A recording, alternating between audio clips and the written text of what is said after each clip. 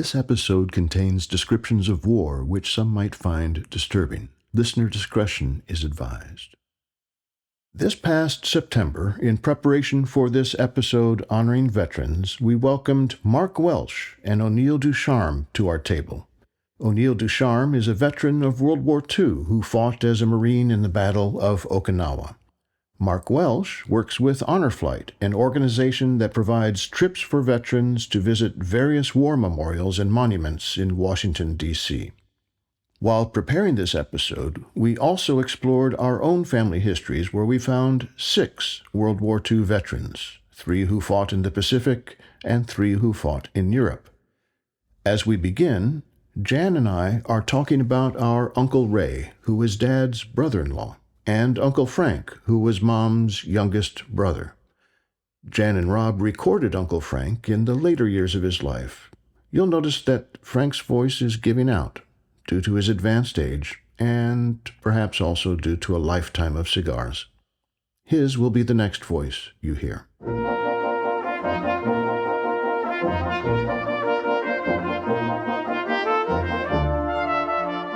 What changed my life was December 7th, 1941. That changed my life.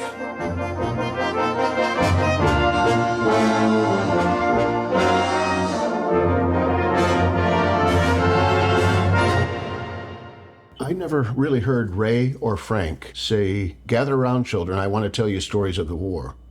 I remember Ray being very reticent to talk about the war. Frank would answer questions. And eventually, we recorded him talking about it. Ray, I understand, was shot through the shoulder. And it's one of these where the exit wound was worse than the entry wound, but it went right through him. I also know there was a story about the foxhole. He was in it, and it was joined by a Japanese soldier. And it's one of these that only one of them was coming out. I think that's why they don't like talking about it. Yeah. And then Frank was in the European theater, and I don't remember, maybe he says it on the video, we'll check it. I don't remember if he said he was D-Day +4 or D-Day +7. 4. It's +4, so that's the 4th day of the invasion. When we went to Omaha Beach, Rob and I collected a little bit of sand from the beach in honor of Uncle Frank. Collected from Omaha Beach, Normandy, France, on October 31st, 2016, in honor of our Uncle Frank Robb. When Dee and I were there, it was low tide. So when it's low tide, you can walk way out. So I said, Dee, let's go see this. We'd already seen Saving Private Ryan, and you just think of the horror of coming into that, because you turn out and there's still a pillbox in place there. So we went way out, turned around, and then I just thought, I wouldn't have what it takes to come ashore here and face the fire like that. Then they have the cemetery up on top there. And of course, while we're there, it's a quiet place, as cemeteries should be. And then the flag lowering happens and everyone just freezes without anyone saying anything going on. Everything just stops.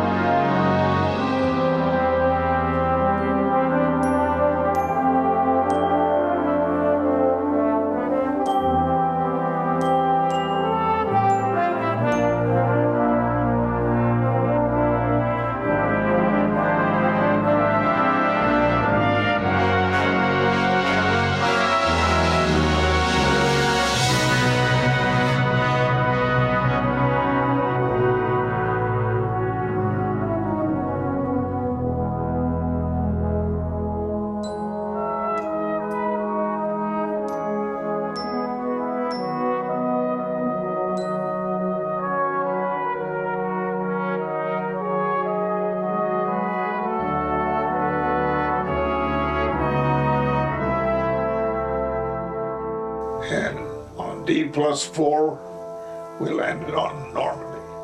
And I'll never forget coming off that boat at daybreak, pushing the bodies out of the water, out of the way in the water, and going up on the beach, walking around the men that hadn't been picked up yet.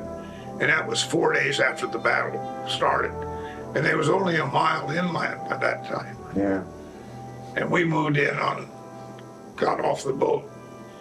We went up that valley that they had blown in the line when they invaded. And we followed them up there and got to the top of the cliff, the bank. And we were just reading troops from the States. We've been trained. You don't learn anything in training, you learn it in war. Yeah. And it's not the same. And you learn fast. And we started digging our first foxhole in Europe. And Robbins and I was digging, and it was getting late. And they finally called for chow, and chow line was going, and we had a foxhole that was only halfway done. And it was getting late. And all the guys said, we're going to go eat. We'll fix this tomorrow. I said, what do you want to do, Robbins? He said, I'm going to finish it tonight. I'm not going to go stop until we get that thing down. We still had another 2 feet to go down, digging with trenching tools. And we learned how to dig a foxhole that night. And we got in it. Was laying right beside it. And over our first taste of fire, they bombed that field. They never hit anything, but they bombed the heck out of it. Robbins and I was in the bottom of the hole, and the rest of the guys were digging theirs. We heard those shells, and they didn't stop until the bottom was hit. But that was our first taste of fire. Yeah. And believe me, you pray. I'll tell you do. But we had them whipped with more planes than they had, better planes, and more men and more troops, better equipment. Next morning, we had to move on in town a little further and set up a base camp. And that time we picked a apple orchard. Yeah. They already had the foxholes dug, the Germans. Yeah. And they had been run out. And then I knew what war was. We were sitting there, we're still green, but we sure learned a lot in 5 seconds. Yeah. There was an apple tree there, and one of the guys said, look at that big apple up there, said, why don't you guys pick that up and throw it over to me? And a couple of guys got up and started to go get it, and a little 10-year-old girl, she couldn't have been over 8 or 10 years old, said, I'll get it. And she started climbing up in that apple tree to get that apple. And she got to it. Unfortunately, it was booby-trapped.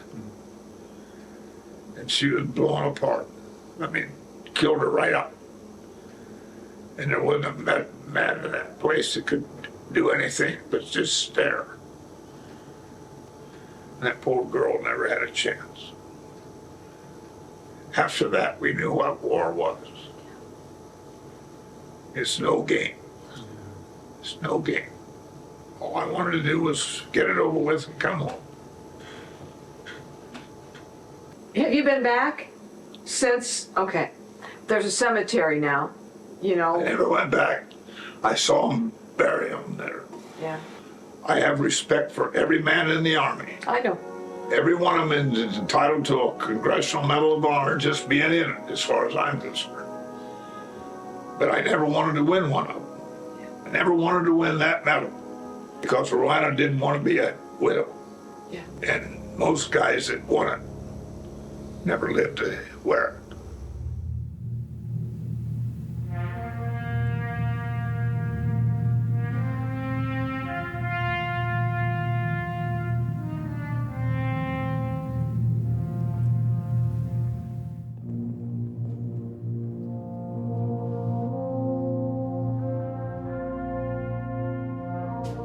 I have two uncles that served in World War II and two great uncles that served in World War II. My Uncle Stan, whose birthday is the 14th of November, will be 104.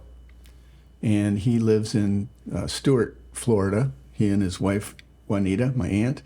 And he served in Italy.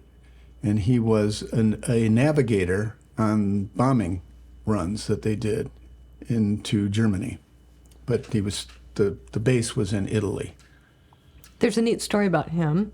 Our cousin Randy, his son, has a photograph of Stan sitting on this hillside in Italy, and Randy's been able to figure out the location of where he was sitting, and he's going back there next month in October, so it'll be right. prior to this broadcast, but he's going back there to try to sit in the same spot his dad sat in during World War II. And this is your mom's brother? Brother, Stan? the oldest of the 4 children. He's the only one left. Yeah. Randy has figured out this location.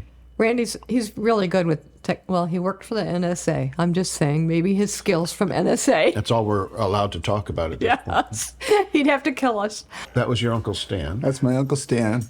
My Uncle Ken, the second oldest of the 4, my Uncle Ken, he was in the Battle of the Bulge. He was also in Europe. Yeah, he was in, again, to make sure that services were in place, food, medical, etc. He was in the Army. Yeah. My 2 great uncles on my grandma McMahon's side, that's the Sherman side. Robert Sherman was in the Navy and involved in the Battle of Midway in the Pacific. My Uncle Jay Sherman was in the Marines, and he fought at Iwo Jima. The only one I ever knew was my Uncle Jay, and that was just for a short period of time. A side benefit of us doing this podcast is finding out some things we didn't know about our families and recognizing their service, about which I knew very little. Yeah. So it's been a neat discovery. Yeah. So we have some different folks at the mic today. Yes. Jan, could you make some introductions, Well, please? yes. They're friends of ours from church. We met both of these gentlemen through Holy Trinity Episcopal Church. Yeah, I'm going to get emotional here. I'm sorry. So O'Neil. Yes. O'Neil, and we knew your wife for Yes. many years from church. Patricia. And then Mark is here too with us. And Mark is with Honor Flight. Mark Welsh. So we thought it would be nice to have a conversation about veterans and Honor Flight and the important work that's done to helping veterans feel honored for their service. And Master Sergeant? Yeah, just Neil. Just Neil? Just Neil. Just Neil. We don't need any ranks. I don't know if I can do I that. think if I had achieved Master Sergeant, I would insist on everyone addressing me that way. Neil was born in the southeast of Maine. Southeast of A Maine. little community called Bowdoinham Center. Population 11. 11. Born in February 11th, 1925. Would you tell us a little bit about how you ended up enlisting in the Marines? What made you do it, and what was going on in the world that led to you? I will take you back to 1934. Okay. Even then, my ambition was to be a fireman because I had a firehouse next door to me. Easter Sunday, April 1934, I just come out of church. It was a beautiful day, about 35, 40 degrees. It's weather weather. So my next door neighbor, Burberry, was cleaning up his yard, and he saw me, came over. Something caught my eye coming down the street. What are you looking at? I look at him and say, "'Cause he said, Mr. Burberry, what is it?" He says, "Young man, that is a United States Marine." So right then and there, the Marine Corps was, so now, being nosy, I started to get books on the Marine Corps. And then, of course, Pearl Harbor came along. And that opened up the door for me. Okay. But I had to have permission from my dad to go in. Because you were young? Yeah, well, I was 17 and a half, so I had to wait. So we'll let you sign up, but you cannot come in. You have to go and finish school. Oh. So I went and finished school. Then I rushed back and I said, here I am. They said, okay, you're all set, but we have no room for you at Paris Island. So we'll call you in a couple of 3 weeks. So about 10 days later, I got a call. You're set. So now I'm heading south. And so we got out into Yamasee, South Carolina. I think that the station was probably a quarter of this room here. I said, what did I get myself into? Oh my God. Yeah. He says, well, you have to go across the river there to Paris Island, which we did. So that I went through recruiting there, basic training, 12 weeks when they started. Later on, they wanted more too. They cut it down to 10 weeks. But I was there for 12 weeks, and I must have done a pretty good job because they had 4 promotions available for PFC, and I picked one of them up, so I was lucky. You're heading to Camp Lejeune, North Carolina, for reclassification. So I went there I spent 17 days there total, being reclassified with A- security. And they said, you are heading to Washington, D.C. at Marine Barracks. I arrived at Marine Barracks, guard duty, got my blue uniform. Now, when I put the blue uniform on, now I said, I always thought about being a Marine. Now I is a Marine. I am in dress blue, so now I am all set. Now I'm a Marine. You dress blue. Then they says, you're being reassigned. But before that happened, the great-great-grandson of Robert E. Lee was a second lieutenant in the Marine Corps and a mess officer for mess halls. And he says, I was looking at, you did a good job for 30 days on mess duty. You seem to know about cooking. You know anything about cooking? I said, yes. My mother and sister were in a restaurant for 5 years during the Depression. We worked in there, so, oh my God, I said, would you mind to go up to Shangri-La and do some cooking? They're short. I said, no. So I must have done a pretty good job, because 6 weeks later I was a corporal. Corporal. Yeah. You met some famous people while you were at Shangri-La. Well, I've talked to Mrs. Roosevelt for 4 times. 3 times up at Shangri-La, once in Portland, Maine at the Lafayette. Saw us across the street. I didn't know she was there. But she recognized me for some reason. She's a young man, a young Marine. It's a tall, elegant woman, beautiful woman. And so we walked there, so we spent about 10, 15 minutes with her, and Pat was like this. Well, and for our listeners, what would they know Shangri-La as today? Camp David. Yeah. Named after Ike's grandson, David. David. It's still known as Camp David today. And Who said these words? I wrote this down from one of your interviews. There are 2 types of Marines, those who are overseas and those who are joining there them. was a Major General Lemon C. Shepard, my commanding general of the 6th Marine Division. And he did not call us Marines. He was a enlisted men's general, and he called us his boys. His boys. We were his boys. And he later on became Commandant of the Marine Corps. So during the war, you ended up in Okinawa. Yes. Can you tell us a little bit about how that happened, how you got there? Well, Could I do it this way? Yeah.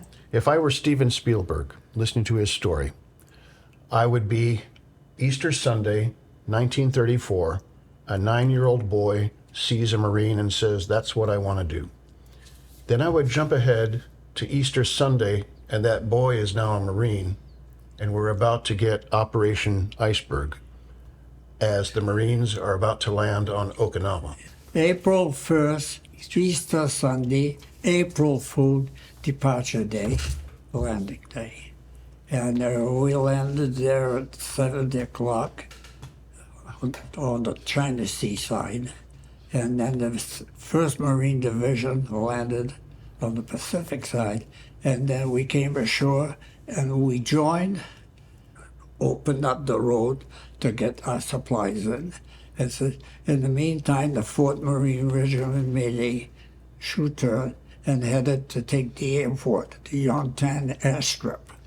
So we're heading towards Yontan airstrip, and so we secured that by late afternoon, and then it says, okay. So we went out and we played softball, and they were saying, football, saying, my God, the Navy made a mistake. They picked the wrong island. Well, that went on for about 60 hours, but what they were doing actually is letting us come in. They had a full army of 128,000 men there.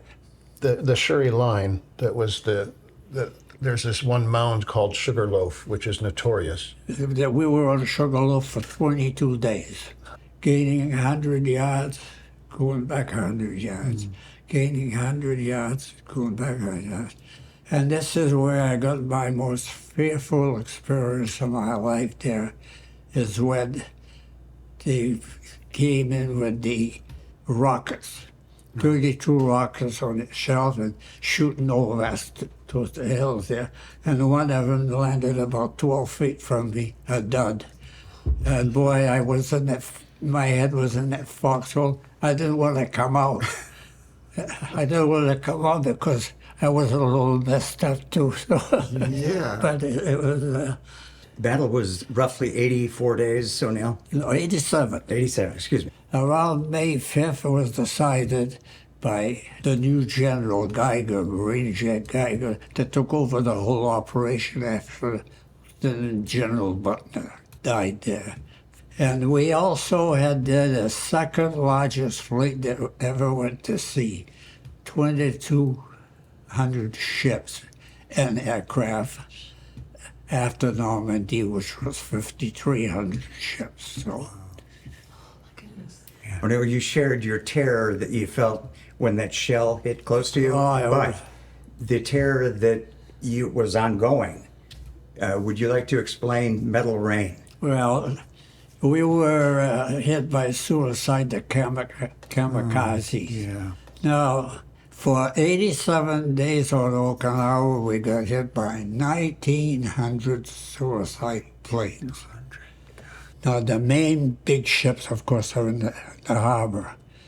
And then, so the Kamikazes did not care about the island, the ships, the aircraft carriers.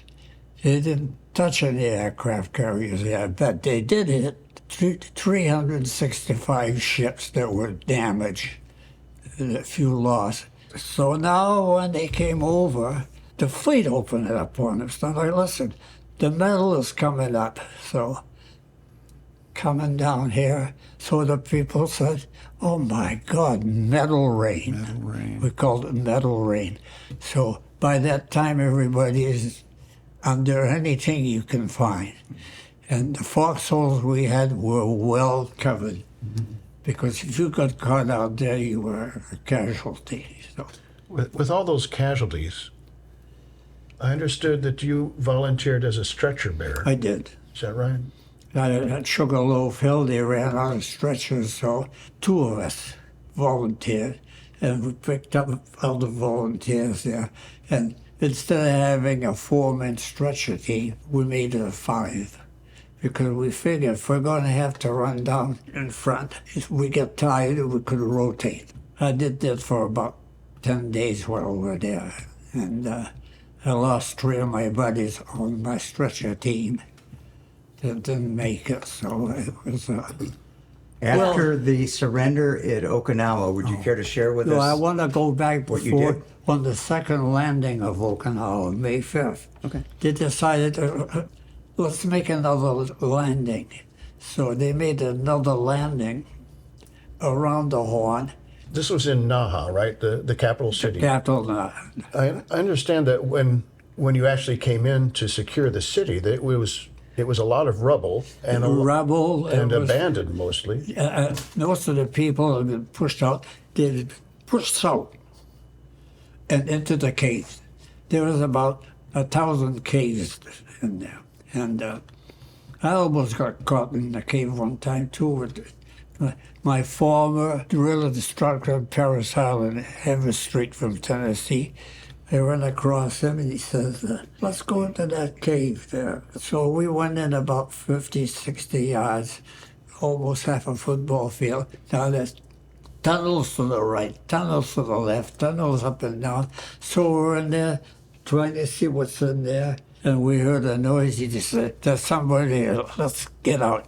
I took off. He went after me. I never saw him go by me. And when we got outdoors, we went around the mound, and then we called for a tank to come in with a flamethrower through the nozzle, and he put one shot in there, and if you, where we were, you could see the smoke come out. It's like an ant nest all over the place, yeah. Yeah. So Keep in mind, the military was outnumbered 5-1, 5 Allied versus 1.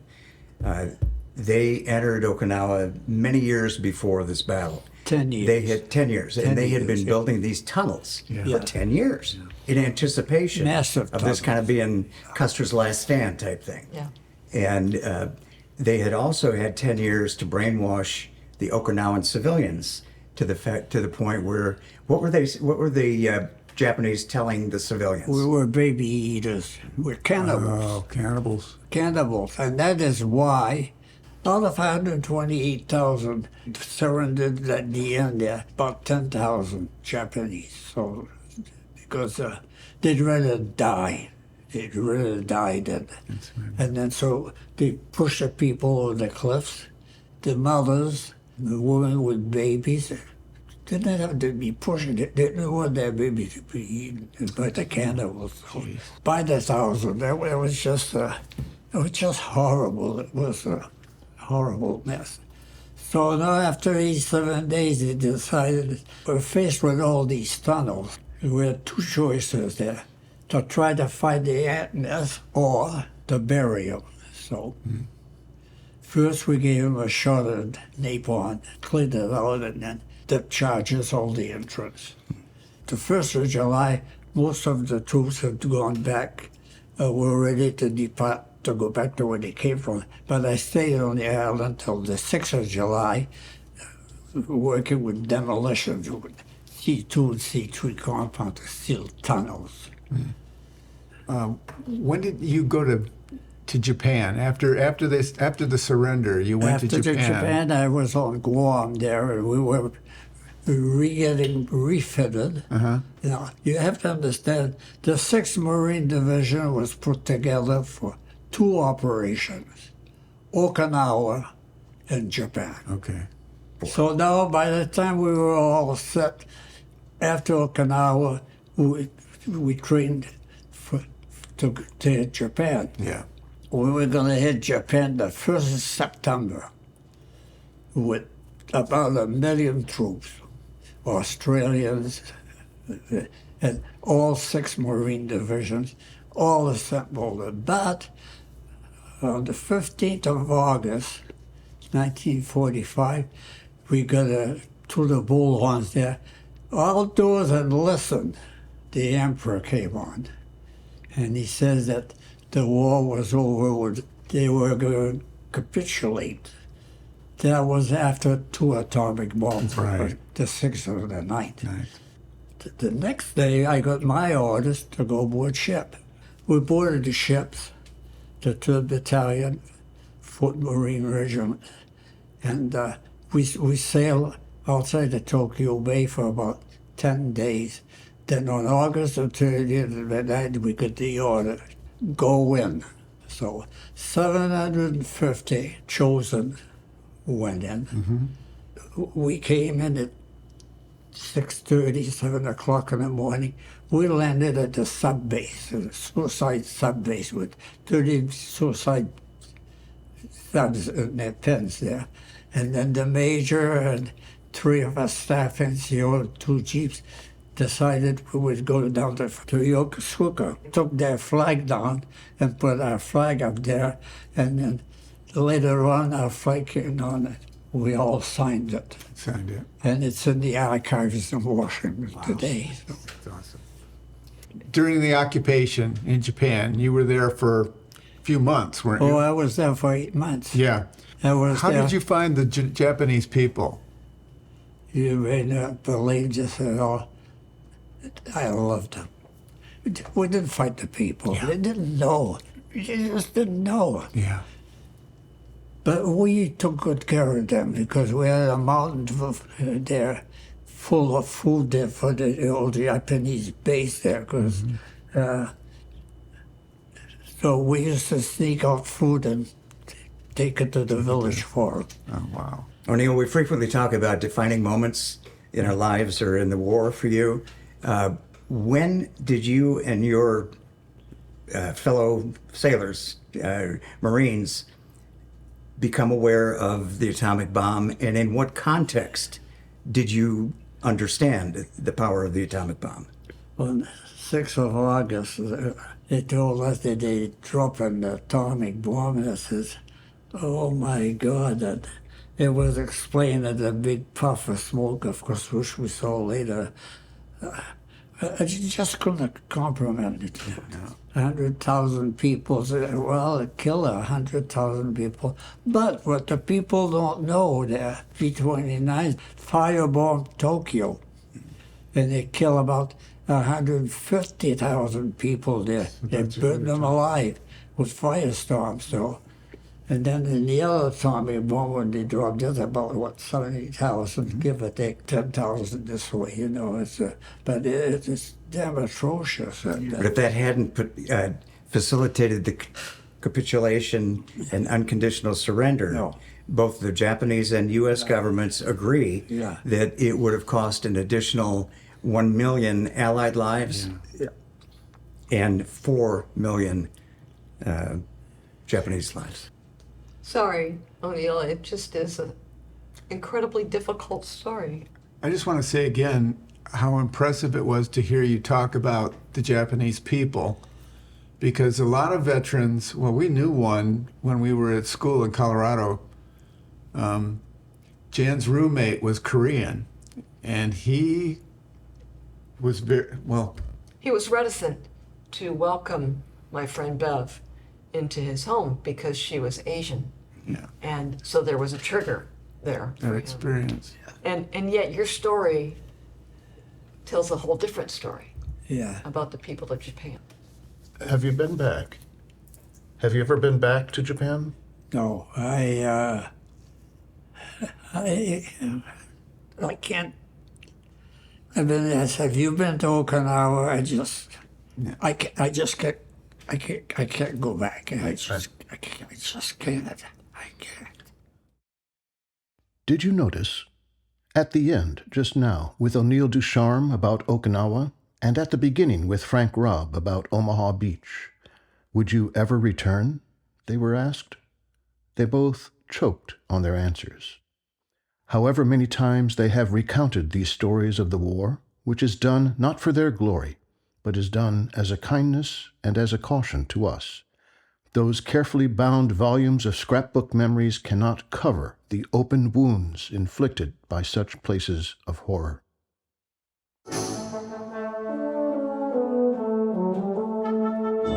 With these stories from World War II, we'll pause our salute to veterans.